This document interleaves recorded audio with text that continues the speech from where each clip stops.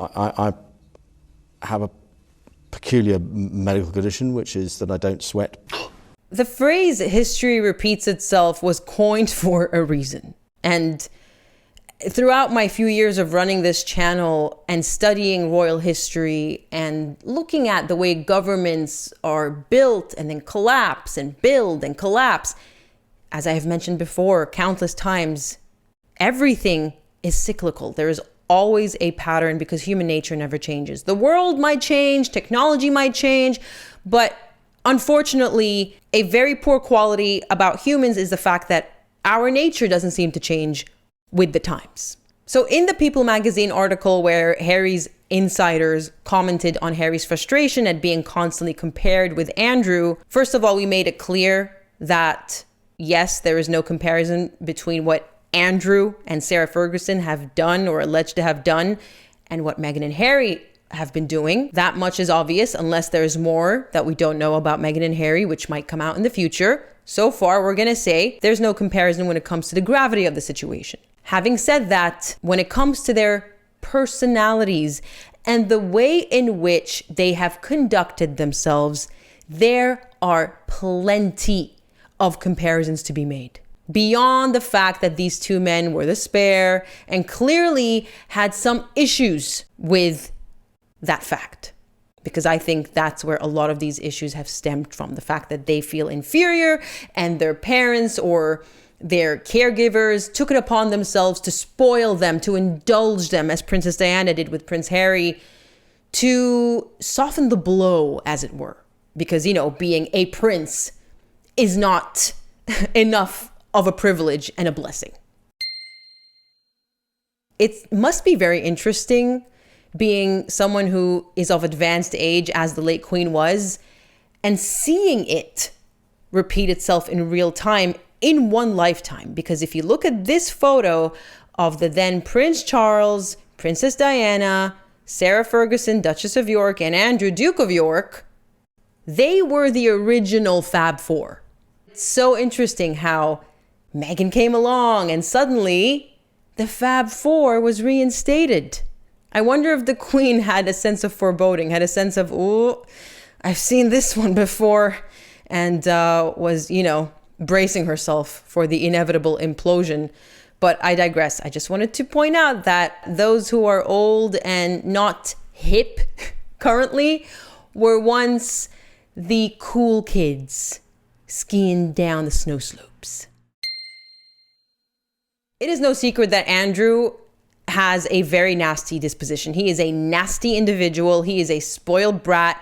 There are stories abound of his mistreatment of staff, his cruelty, honestly, much in the same vein as Harry and Meghan. We know how cruel Harry was to some of his teachers in school and his caregivers, and Meghan, the bullying allegations, let alone how she's been treating her own family, including her father. But Andrew is not a good human being. So we have that comparison to start off with. He, much like Harry, joined the Navy at the behest of his family. They wanted to give him something to do, something to occupy him. Perhaps they hoped he'd make something of himself. Now, we all know him to be a war hero. And according to Andrew Loney, he did actually participate in dangerous, not frontline, but support roles during the war. It was risky. And as far as that's concerned, that's not something that can be taken away from him. But he was never in the front lines. He was never actually in the line of fire, as it were. So he's already got that undeniable fact over Prince Harry. But that's pretty much where it starts and ends. The parallels really astound me, actually. So if you want to learn more about this, do consider getting Andrew Loney's book on Sarah Ferguson and Andrew, entitled, because it sheds a lot of light, much like Trader King, on the reality of the goings on behind the curtains when it comes to the monarchy. Much like Harry, the palace had a PR campaign basically to promote Andrew as not just a war hero, but the best pilot in the Navy, when apparently he was the worst. He would win prizes, for example, for being the best pilot in the squadron, but when you interviewed, for example, the training officer, you would find actually he was the worst pilot. He was also lazy. He went AWOL many times, just like Harry, actually. I remember the story about him basically leaving base. He was given a heads up before a drug test, a random drug test in the army. I have been subjected to many of those. And he simply wasn't taking his career in the Navy seriously. Now, despite all of this, specifically the then Prince Charles was really pushing for Andrew to stay in the Navy because he just wanted him, as I said, to be occupied. It's kind of like giving a spoiled brat a phone nowadays. You see them all the time in public where this kid who is screaming at the top of their lungs, their parent just shoves a phone to distract them. It's a metaphor for what the Navy was to Andrew, much like how the army was that for Harry as well. The problem is, while Prince Charles was trying to make sure his brother stayed out of trouble, the Queen, at least according to research, was very soft. We all know Andrew was notoriously her favorite. And so when he wanted out, he got out. And that's when he was made trade envoy. Now, that role wasn't created for him, but it was given to him, in my opinion, without merit whatsoever. Much like how Harry was also given roles. Was he president, vice president of the Queen's Trust at some point, or was it Meghan? It's the typical, you don't deserve this, but here you go anyway. Between emerging as a war hero and becoming trade envoy was, of course, marriage to Sarah Ferguson in particular. And this is where it really starts to become clear how much tolerance the late Queen, the monarchy in general, I suppose, had for spoilt brats, as long as things didn't go public. So when Sarah and Andrew married, the Queen gifted them Sunninghill Park, which was a country house and estate that adjoined Windsor Great Park in Berkshire. The original 19th century house burned down in 1947, but a replacement was built in the grounds at the end of the 1980s as part of a renovation headed by the then Duke and Duchess of York. Now, this was no normal renovation. And of course, let's not forget, these royals, they don't pay for these things. Some features of this house include, apparently, maybe at the time at least, the largest walk-in wardrobe for Sarah Ferguson, a helicopter pad, a room where there was a huge bath in the middle that was called HMS Fergie, toilet roll holders that apparently played Star Spangled Banner and God Save the Queen, 12 phone lines, tennis courts, swimming pools, you name it, they had it. And they would have kept going had the Queen not put her foot down once the bill had hit around £2.5 million. And this was for, let's say, maybe the late 1980s, 1990 tops, because that's when it was completely built. That's when renovations were completed. I took it upon myself to use an inflation calculator to come up with today's equivalent, which is roughly £6,239,752.95. We all know, of course, that Meghan and Harry renovated Frogmore Cottage, and I think it cost around £2.4 million. And dare I say, it may have cost more had they continued to live there. We'll never know, I suppose, because in 2023, they were evicted. Sarah formed, much like Meghan and Harry, who have People magazine, their exclusive mouthpiece, Sarah formed her own relationship with Hello magazine. So what she'd do is basically stop anyone else from taking photos unless it was Hello magazine. They would then pay her very handsomely, around £270,000, to have exclusive rights to publishing her photos. And this includes visits to hospitals with children. So her charitable endeavors were also monetized, which rings a bell, doesn't it? The Queen did find out about this whole relationship with Hello magazine, however, and apparently she told Sarah that she had to donate all that money to charity. And so Sarah ended up donating it to her mother, because that somehow qualifies as charity in her mind, I suppose. Sarah was very greedy and very stingy. She was known as Freebie Fergie for a reason, after all. Another similarity that she shares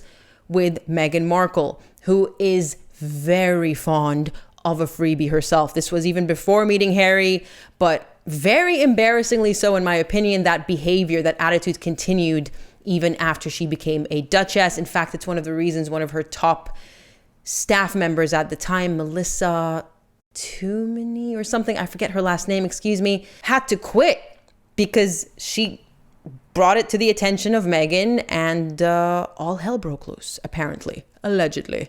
And I mentioned how Sarah would monetize her photos when she went on her quote-unquote charitable endeavors. Again, the parallels with Archewell are striking.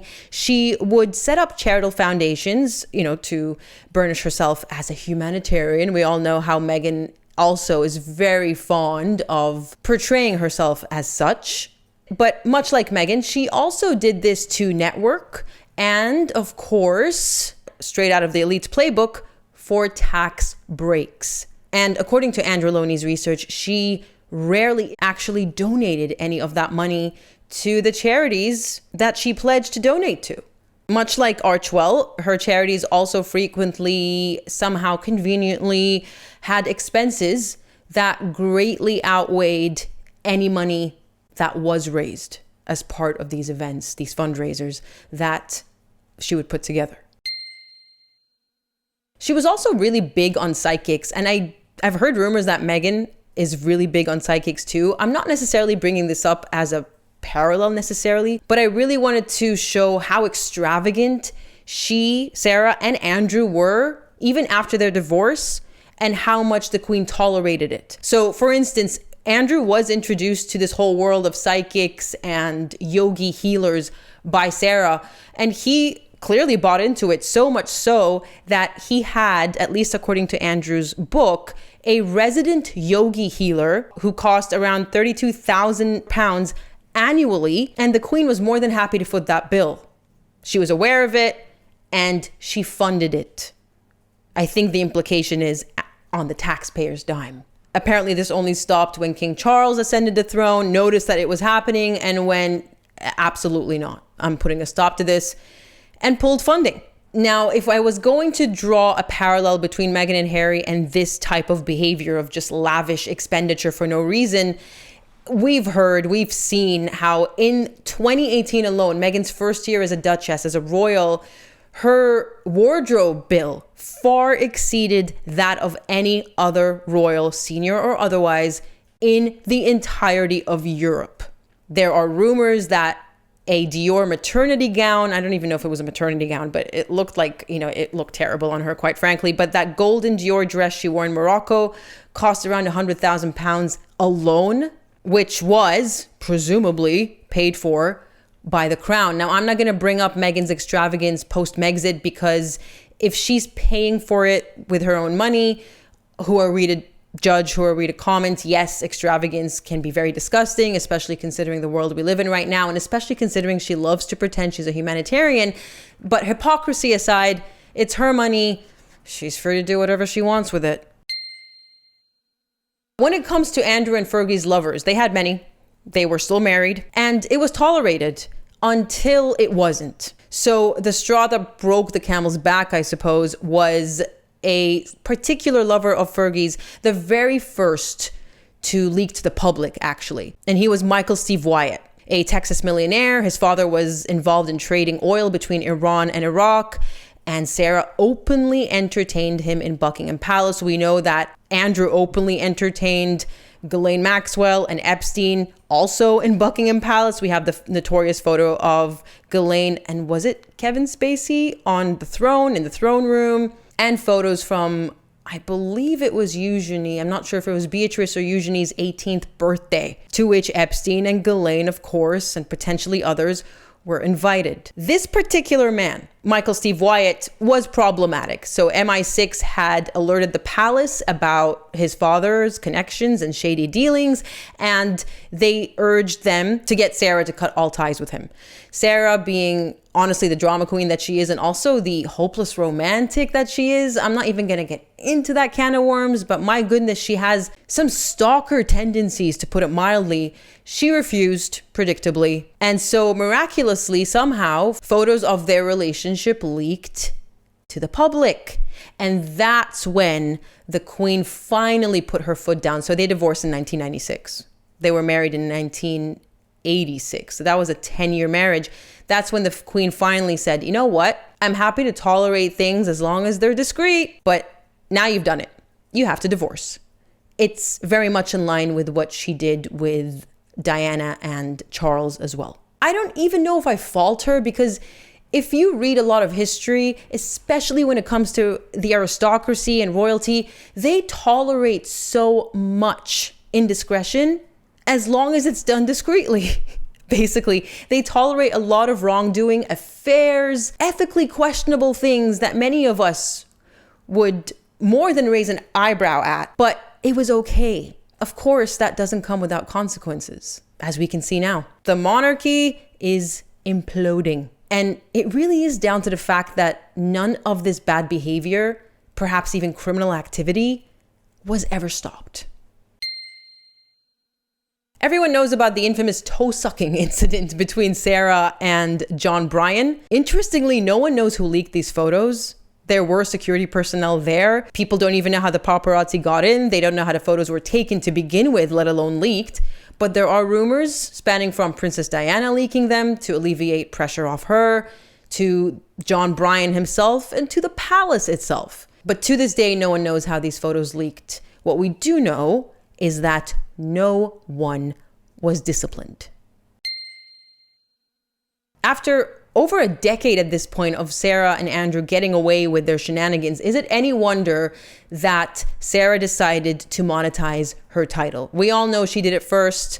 In fact, it's the only valid point, I suppose, if you want to say valid, let's say strong point that Meghan has when it comes to the double standards. You know, why was Sarah allowed to do this decades before I joined the fray? And suddenly now that I'm doing it, it's a problem. Once again, the consequences of not nipping things in the bud, because neither of them are in the right. Two wrongs don't make a right. I have to say also, Meghan, as a 40-something-year-old woman, what a childish thing to say. Well, she stole it too. Why can't I? I mean, really, it just gives us so much insight into her arrested development. But I digress. Sarah was famous for accepting any contract, any commercial deal by banking on her title that came her way, from Weight Watchers, which was her most popular and generated millions for her, to selling literally on QVC commercials. I don't know if it was actually QVC, but commercials and diet pills, books, you name it, she did it. And if you look at Meghan right now, history is yet again repeating itself. In fact, I wouldn't even be surprised if Meghan is literally using Fergie as her blueprint. And as I said, she was known as Freebie Fergie, the Duchess of Pork, all these titles, all these nicknames rather, indicating greed and gluttony. It's not exactly something that I personally would want to emulate and use as my blueprint, but then again, I'm not Meghan Markle, so who knows what game of 4D chess she's playing. We all know how brilliant and how clever she is because she keeps telling us. My entire identity was wrapped up in being the smart one. And then, of course, the whole Epstein involvement. We have talked about it here and there since the beginning of the year, and even, throughout the years. It is important to say that evidence does suggest the palace must have known more than they claim to have known. In fact, in his book, Andrew Loney wrote that at least when it comes to Andrew taking advantage of his position as trade envoy, he was not interested in the slightest in promoting British trade, but rather was using his connections and his position as a public officer to gain favors for corrupt businessmen, corrupt leaders, royals even overseas, and politicians.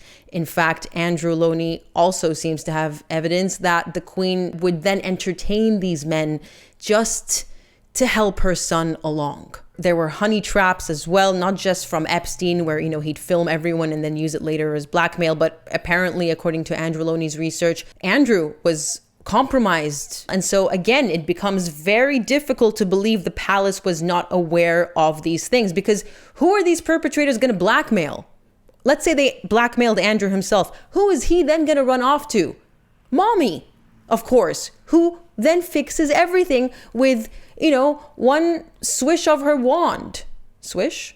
I don't even know if that's the right word. Swish and flick. Everyone knows that the Queen basically paid off Virginia Giuffre when she came after Andrew in a civil lawsuit in 2021. The more you dig in, the more difficult it becomes to believe that no one knew what was going on and that King Charles learned with great concern right around the same time that we did.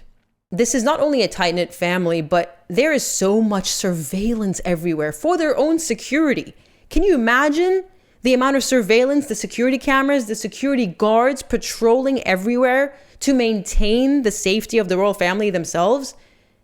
The double-edged sword of that is nothing goes unseen. And so while I'm in no way saying that King Charles condoned what his brother was doing, I highly doubt he condoned it. There is evidence that King Charles was trying to rehabilitate Sarah and Andrew as recently as last year. We know that they both were involved in the Easter walkabout, etc., going to church, photographed, hand in hand, arm in arm with the rest of the royals. That wasn't by accident, that was by design. So perhaps the king was being a bit too soft when it came to that. And I highly doubt Prince William would have ever considered doing that. I really highly doubt it, especially considering how tense Prince William seems to be around his uncle. I don't think these two get along in the slightest, Epstein files or not. So when you put all this together and tie it up with a neat little bow, you really can start to understand the push for William to ascend the throne. Some people argue that you shouldn't be wishing that for him because he still has small children and he wants to be able to raise them and be involved in their lives. And I see that argument as well. But when you are a monarch or a future monarch, you do have to put many times, your country and your people before your own personal affairs. And I think it's for that reason I hope William still has a few years to be the Prince of Wales and to enjoy watching his children grow up and to not have all that weight on him. But I suppose time will tell. The reason I really wanted to include this segment is I wanted to show how it really makes sense why Meghan and Harry were and are to an extent still being tolerated, why their titles haven't been stripped, why their children's titles were even given in the first place. There seems to be a lot of tolerance for bad behavior which really makes Harry and Meghan's shenanigans pale in comparison. From the Nazis to Epstein, everything was tolerated to a certain extent until it wasn't. And I believe that's because of social or public pressure, rather than a sense of integrity or principle on the monarchy's part. And you all know I'm basically a monarchist, so I'm not saying this from a place of hatred or a place of, abolishment of the monarchy. But it really does help make sense. A lot of people are confused. Why are Meghan and Harry not being punished? Why are they allowed to get away with this? She is literally monetizing her title. She is operating as the Duchess of Sussex. Well, Fergie did it first. It's harder than being called the Duchess of Pork. Let me know in the comments section what your thoughts are. Looking forward to reading them.